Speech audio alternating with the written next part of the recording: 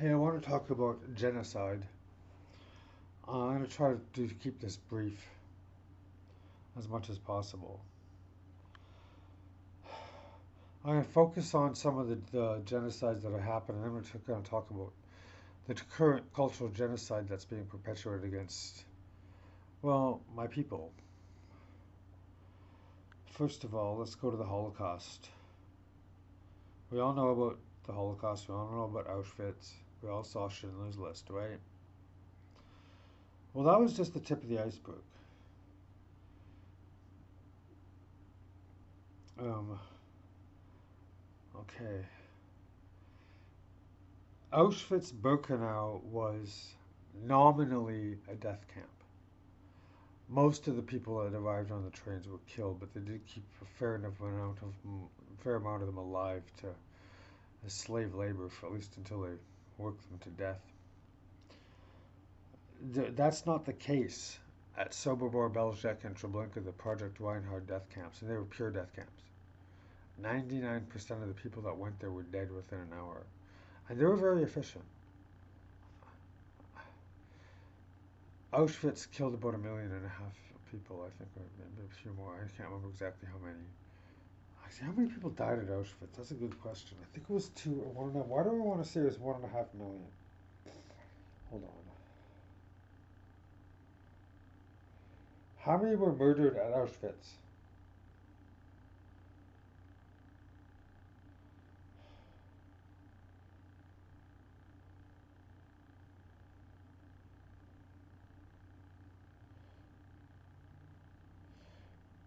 About 1.1 million people.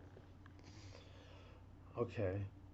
At Treblinka, which is the second most deadly place in the Nazi state, they killed 925,000 people in 13 months. And about 500,000 at uh, Belgique, and about 1.75 million at, or 1.5 million, no wait, sorry, 500,000 at, where am I here again? Here I am. Hold on, crap.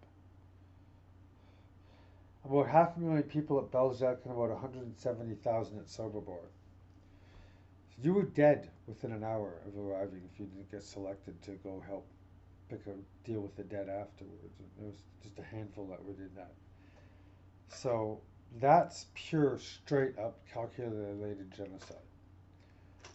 Rwanda, 1994, Equatorial African paradise turned into hell,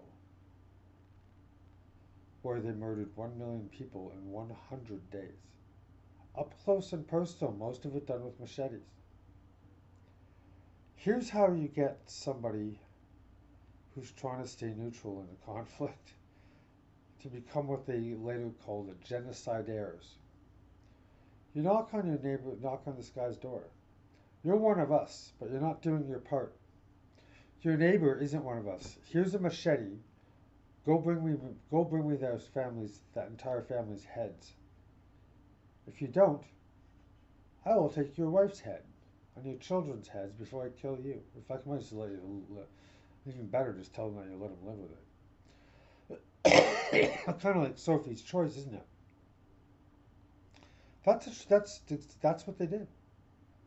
That's how you kill a lot of people very, very fast. And that was an absolutely orchestrated, planned genocide. In Cambodia, the killing fields of Pol Pot, 1974 to 1979, they estimate between 1.5 and 3 million people were killed. See these glasses? Those glasses would have had me killed as an intellectual under the Khmer Rouge.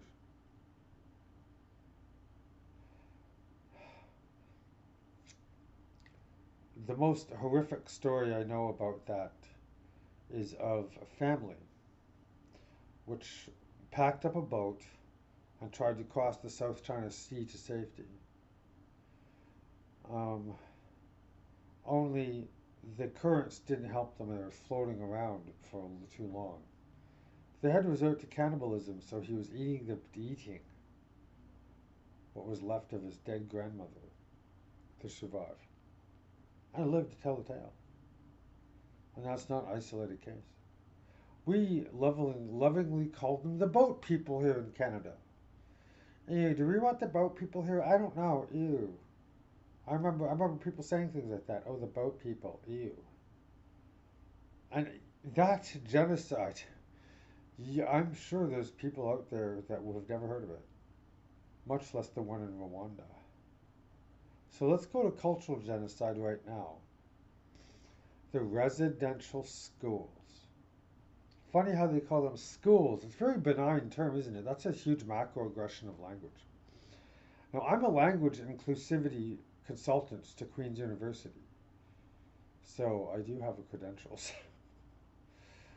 Oh, if you find graves over in Iraq, they call them mass graves. Here they call them unmarked graves. Oh, it's okay. It was just unmarked. We could have put a marker there. There are graves of dead children who were stolen away from the culture and brutally punished for things such as speaking their own language. I have my biological relatives, one generation above me, all of them were in residential schools. One of the things they did to them, they rationed their toilet paper. This was like Oliver Twist food, like please may I have some more kind of stuff. I know too much about it. It's grim. And it happened in Canada not that long ago. A program of calculated cultural genocide called the 60s Scoops, of which was perpetrated on me. I was adopted out. I was taken away from my biological family and adopted in a program called the Adopt Indie Métis program. They put pictures in the newspapers in Saskatoon of cute little Indian children that you could adopt. So take them away from the culture. That is absolute cultural genocide. Canada does not have its hands clean.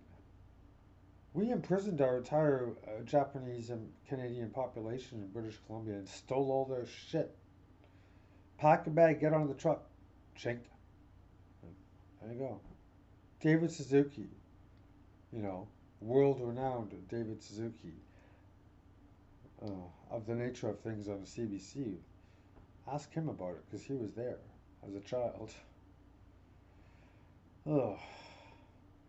And lastly, I'm going to talk about the cultural genocide that's going on right now against my transgender sisters and brothers all over the United States. At one point, I don't know, this is at least a month ago I read it, 234 government bills in different states are trying to be enacted to erase my existence, to deny my existence. I think I'll end there.